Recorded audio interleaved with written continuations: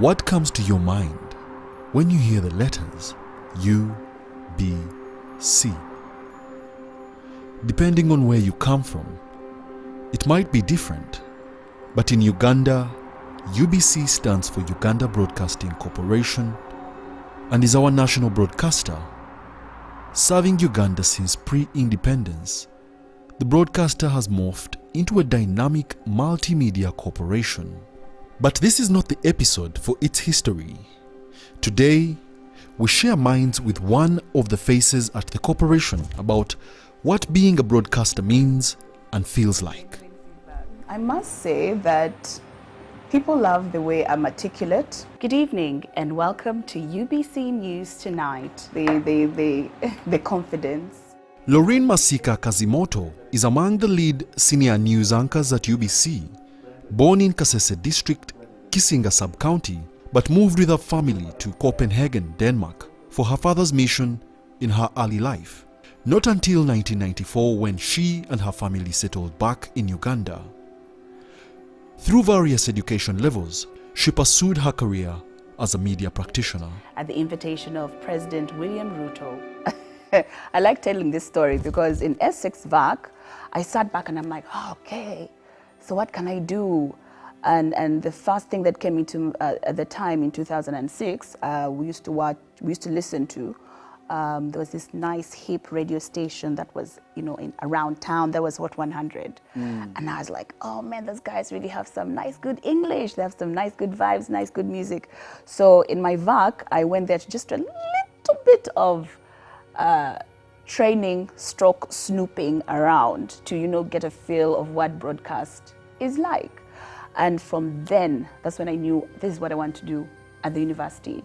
So I went to UCU, studied my 4 years of mass communication, and that's where the dream began. Coming to UBC and broadcasting, what were your first days like? Because a lot of people, most of them get tense. I remember myself personally, I was tense. I didn't think I was ready for this. And I think it happens to mostly everyone. What was your experience like? Well, the good thing is that at the time when I was still in the university, I had an experience to work with Spirit FM. Spirit FM was in the university at the time. So in my free period, I would go and work a little bit at Spirit FM. And then now joining UBC, it was like a walk in the park for me because I first started in radio. So it was just like a transition from Spirit to now the UBC radio stations. So it was pretty easy for me. And I didn't really have a lot of jitters. Like it was easy because first of all, radio, you're just speaking to the microphone and no one is going to judge you, maybe the way you speak or the way you dress that day. So it was so easy for me to be a different personality at the time. So it kind of prepared you also for the TV role that you're playing today? Yes, exactly. Okay. Only that it was TV is more serious. I see what Radio was, just let your hair down kind of thing. TV it taught me to be, more confident, more serious about things that are happening in the country, worldwide, etc.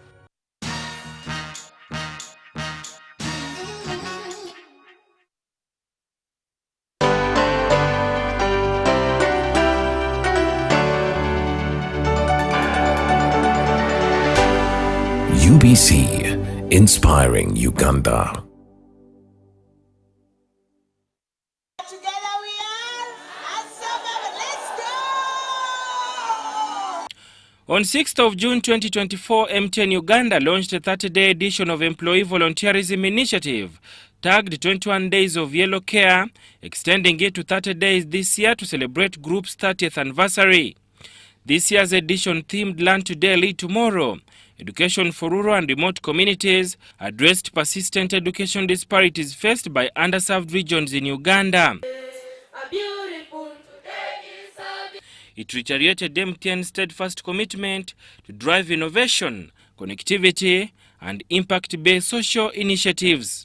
And the reason why we are doing 30 days of Yellow Care is because we want to go out into the whole of the country, the whole of Uganda, interacting with customers, especially with children from schools that are in remote and rural communities and seeing what we as MTNs can be able to do to give back to them. The project, valued at over 600 million Uganda shillings, has benefited different government-aided schools across the country. Schools received ICT lab equipment with computers and internet and solar panels for steady power supply.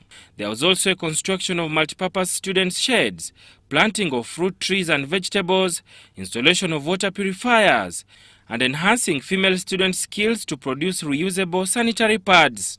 We've been spending a lot, for example, on the water, but now with the provision of the tanks, the costs are going to go down, which is going to enable us to carry out other activities in our institution. As a senior for student, I'm going to use these computers for research, for more research about the new curriculum. Let me say, each and every one of us is now having a computer of where he can practice, where he can do something and then gain the skills. Schools that have benefited from the program include Kansanga Seed Secondary School in Kampala, St. Joseph's Aid Society in Chankwanze District, Ongongoja Secondary School in Katakwe District, Ariwa Secondary School in Yombe District, and Bishop Dunstan Subuga Memorial School in Kalangala District. The initiative also aligns with the government program on implementing the competence-based curriculum, the digital transformation roadmap, and Uganda's Vision 2040. Buba buvunanyizibwa bwa local governments okulaba nga twempawalinga amasomero gaffe abaana batuuke ku mutindo wakiri eggwanga lyonna oba ensi yonna mu byenjigiriza. Kati ebyo byonna nga district tetubisobola olwa budget ebanga tetusobozesa kukola bintu ebyo byonna. Kale bwe tufuna abayambi bano nga ba MTN ne baba nga baddizaako abantu bana Uganda. Now in its 17th year, 21 Days of Yellow Care is MTN's flagship employee volunteerism program. It reflects on the company's core belief of making a difference in the lives of people it serves.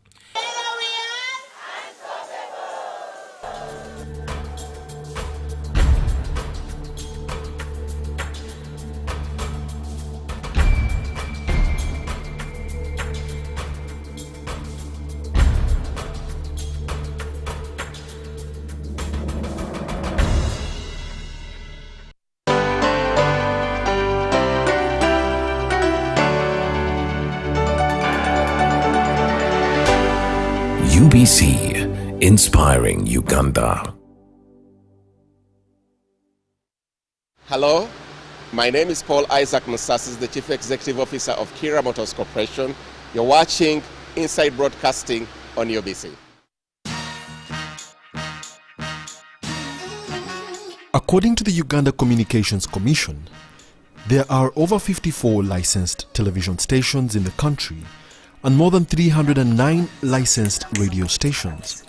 Radio remains the dominant medium for disseminating information across the country, especially in rural areas, offering a variety of content from news and entertainment to educational programming. So, my chat with Lauryn brings our conversation to the streets. We bring the conversation to Bulindo town in Chira Municipal Council to get the views and opinions of the people about Uganda Broadcasting Corporation. My name's Nandu Dwinfred. I'm a stylist. I'm Tamatayo Kwezi, Mvuga Boda Boda. Nandu Edith, I'm a business lady. Abanya gange bampita bakasaba Jordan. Mahadiro kwago. Enze nakaiba Irene. Era ntunde ebintu bine bifaanagana bwe biti. What do you understand when I say UBC? UBC is a government television. We watch news, we watch politics. No, UBC, it was my TV. I used to watch some news. Like when Francis Pale was reading, I used to like his speaking. Ojimanyi UBC? Njimanyi sewa. Ojimanyi kochi? Ojimanyi chi? Etwerezo boyereza bulungi. Boyereza bulungi. UBC nchimanyinga mukuto gwa government. Osinga kulaba kochi? Kochi mentale. Ochi mentale. Njagala ka mawulire. Wangere emyaka ejange ya mawulire. Ekyokubiri nyumirwa nnyo emikolo n'embaga. because I've taken long without watching. I leave here late, I reach home when I'm tired, so I don't have time for news. Tera nnyo gobererako nga emipiira ddala ejja Uganda. Olowooza tukole tutya okwongeramu omukutu gwaffe okuweereza abantu?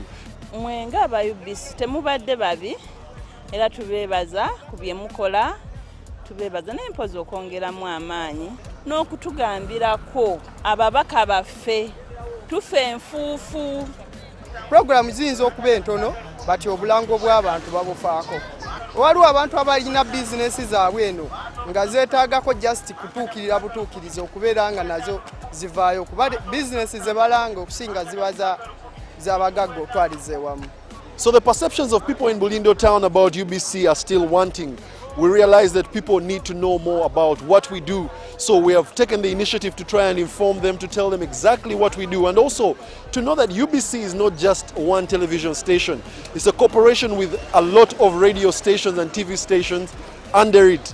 Otherwise, right about now, let's take you back to the studio as we wrap up the show with Lauryn Kazimoto.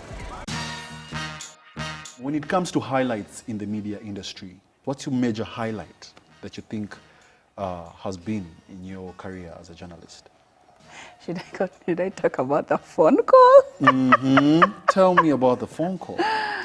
So there was a story that aired on television, and I was the anchor that night. So after the first bulletin, I see my phone ringing, and I'm like, "Ooh, which number is this?" So when I get the phone call, I hear somebody on the other line of the phone. Is this Kazimoto? And I'm like, yes, it is. Please talk to Muzei.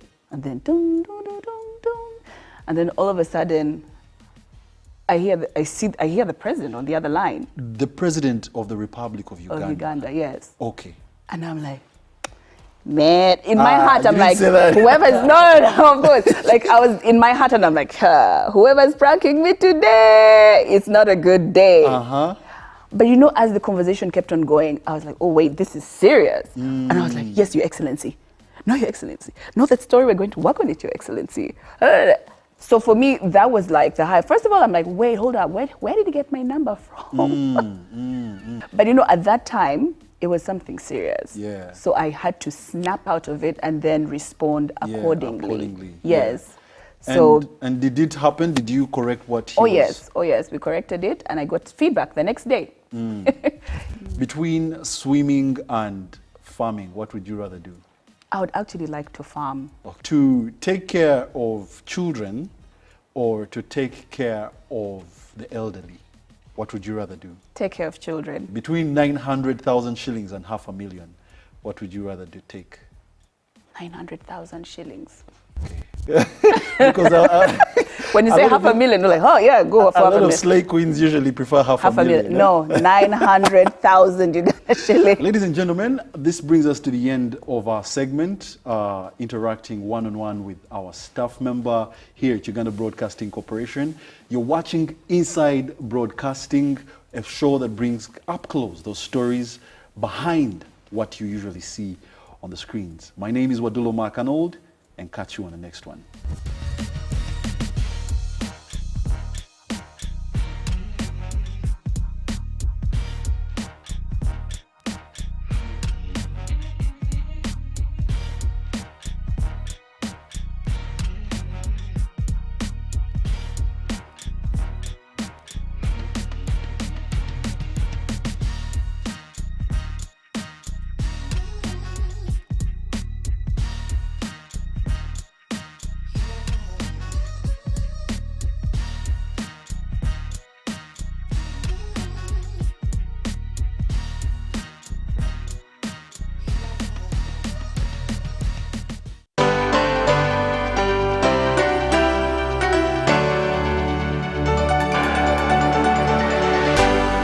UBC, inspiring Uganda. A new dawn on Behind the Headlines with me, Timothy Nyangweso. Every Wednesday, live in our studios in the heart of Kampala. We have conversations that have analysis, explanation, but not every truth is fact, and not every fact is truth. Every Wednesday, 10 p.m. on your public broadcaster.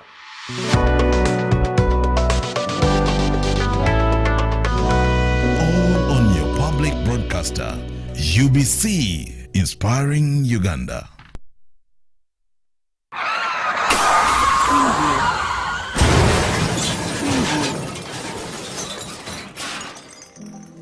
Shocking statistics on road crashes in Uganda show that there were over 23,608 road accidents in a single year, 2023.